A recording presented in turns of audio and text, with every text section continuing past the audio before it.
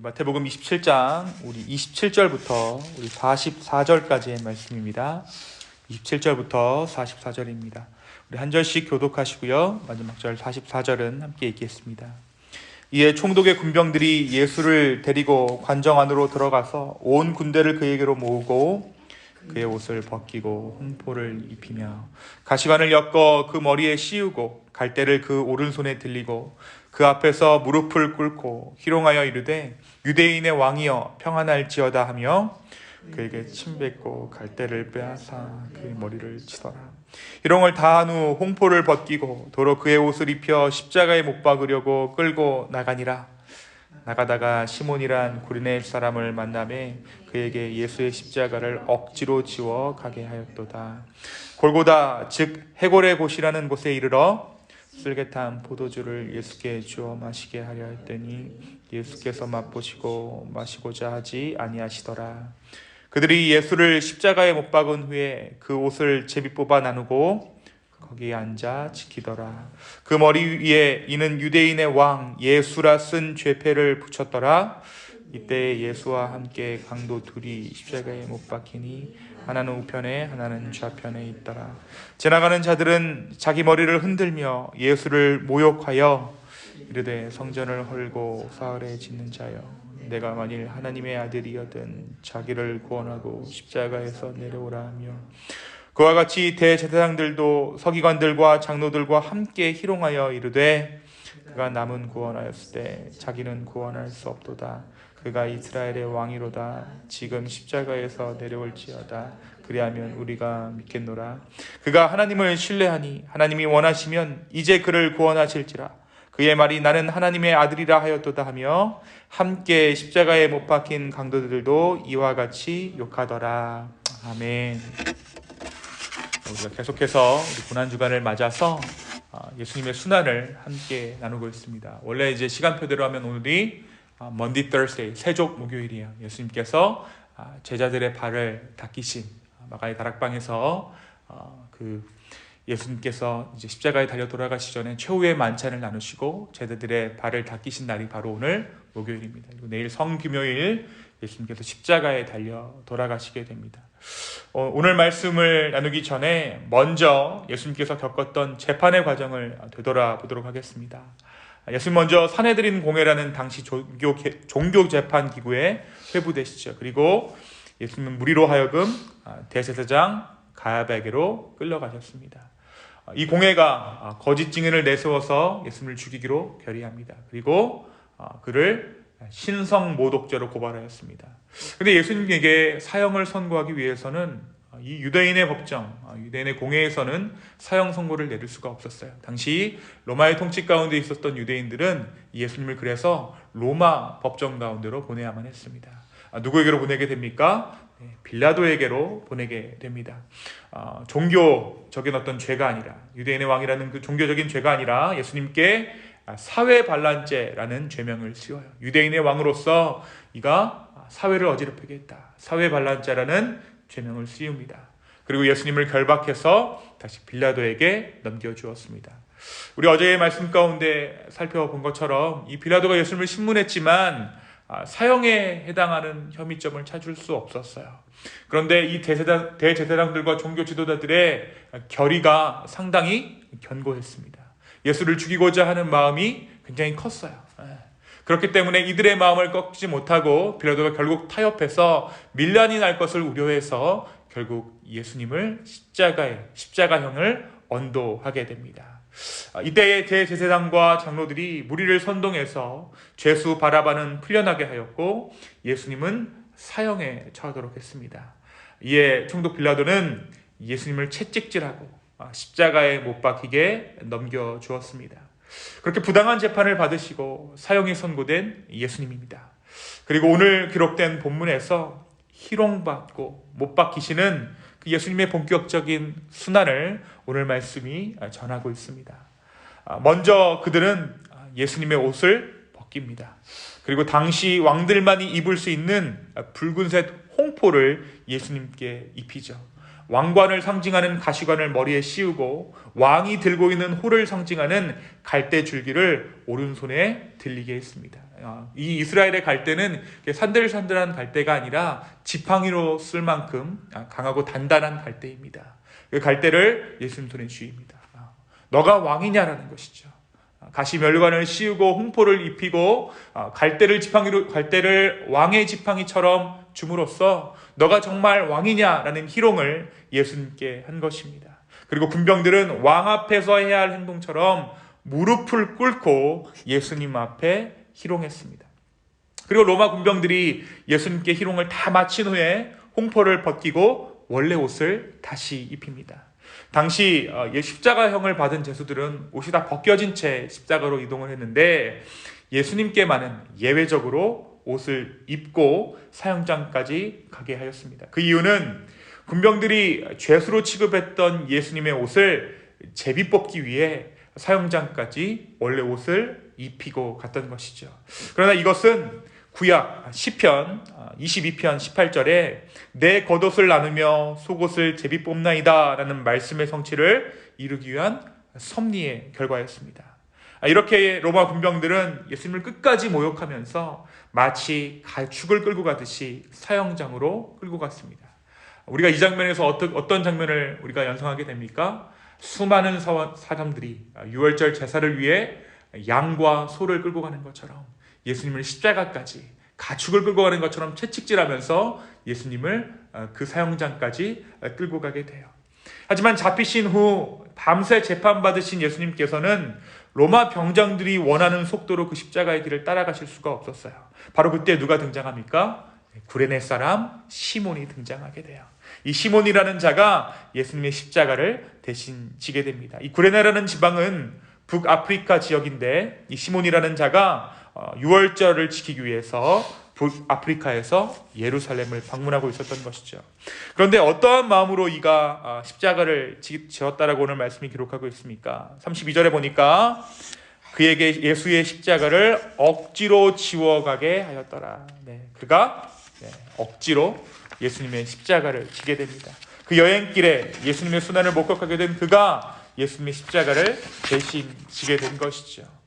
그리고 나서 이제 예수님께서 십자가의 사형장 골고다 언덕에 도착했습니다. 로마 병정들이 이 골고다 언덕에 도착하자 예수님께 포도주를 권하죠. 당시 사형수에게 고통을 줄여주기 위해서 쓸개나 모략을 탄 포도주를 마시게 했지만 예수님은 그 포도주를 맛보시고 마시지 않으셨어요.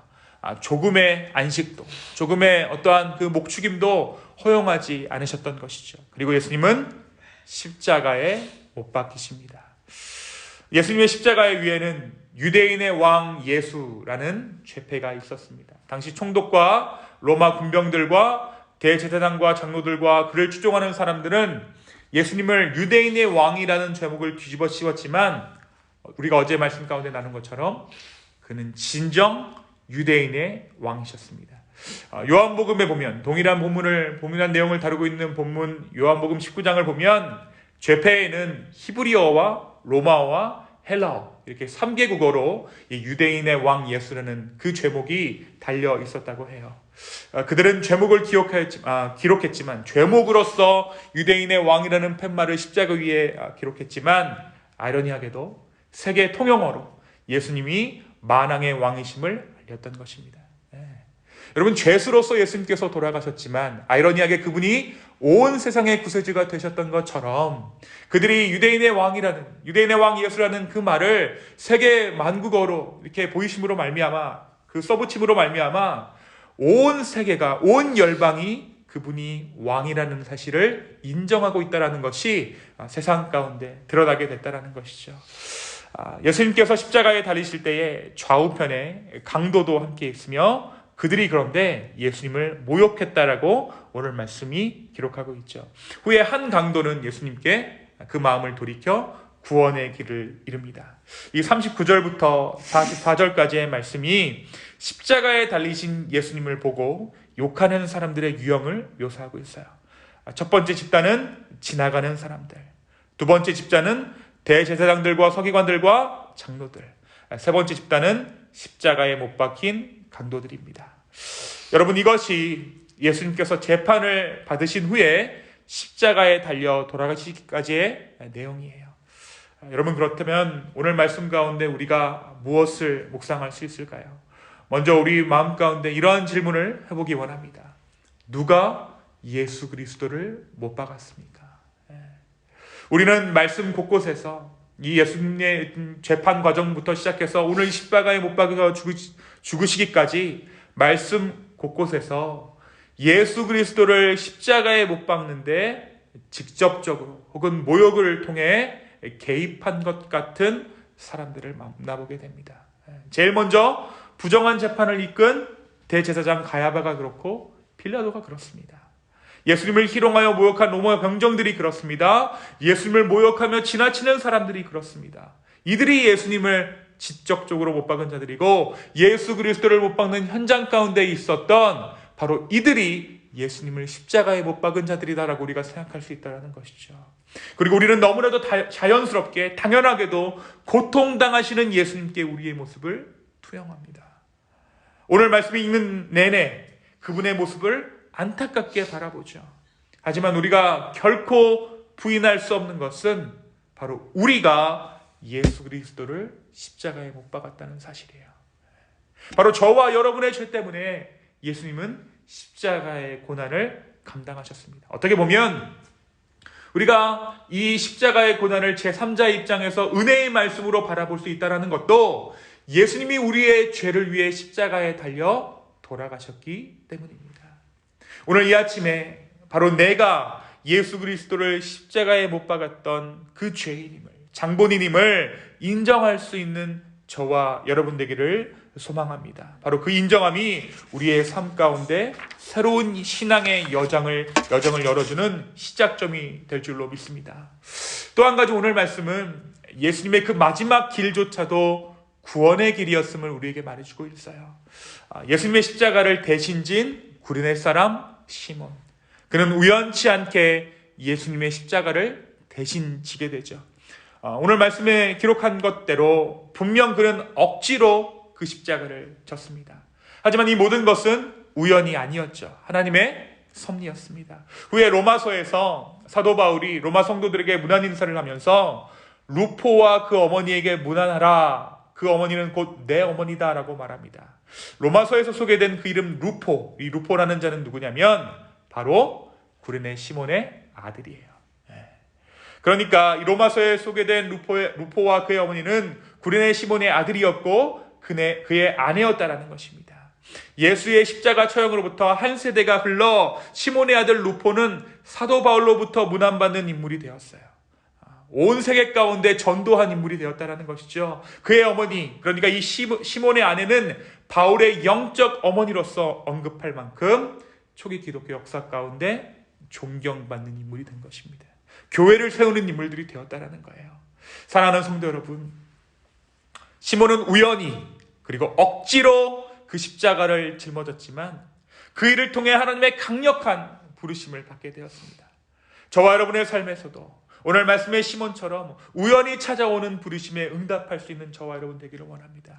예수님은 마지막 가시는 그 길까지도 구원의 기회 삼으셨습니다. 여러분, 억지로 해도 괜찮습니다. 꾸역꾸역 해도 괜찮습니다. 그 길이 은혜의 길이라면, 구원의 길이라면 우리가 그것을 따라가기만 하면 된다라는 거예요. 내 순종이 진심인지 아닌지는 내가 판단할 문제가 아니라는 것입니다. 그 문제는 주님께서 하실 것입니다. 오늘 이 아침에 우리가 기도하러 나왔다는 이 사실도 우리가 억지로 지친 몸을 끌고 나와 기도의 자리 가운데 나올 수 있지만 주님께서 우리를 부르셨다면 주님은 이 기도의 자리를 통해 분명히 주님의 구원의 은혜라는 것을, 그 열매를 우리의 삶 가운데 맺게 하실 줄로 믿습니다. 우연이지만, 억지였지만 다만 내가 그것을 하느냐 안 하느냐의 문제인 것이죠. 십자가를 졌던 그 시몬처럼 우리의 삶에도 구원의 기회가 주어질 수 있는 오늘 이 아침, 오늘 하루의 삶 되기를 예수님의 이름으로 축원합니다. 이 시간 함께 기도하겠습니다. 주님, 오늘 이 말씀을 통해, 이 마태복음의 말씀을 통해 우리에게 하나님의 말씀을 허락하여 주심에 주여 감사합니다. 이 마지막까지 그 구원의 길을 베푸셨던 그 주님을 묵상합니다. 주님, 우리가 예수 그리스도를 못 박았고 우리의 죄 때문에 십자가에 달려 돌아가신 주님, 그럼에도 불구하고 주님은 구원을 베푸시기 위해 우리의 삶 가운데 모든 것을 내어주셨음을 우리가 인정합니다. 주님, 우리의 마음 가운데 순종의 마음을 허락하여 주시고, 또한 우리의 하루의 삶 가운데 우연히 주어지는 그 구원의 현장 가운데 억지로라도 순종할 수 있는 그 기회들을 허락하여 주시옵소서. 주님 감사합니다. 이 모든 말씀 살아서 역사하시는 예수님의 이름으로 기도하였습니다. 아멘.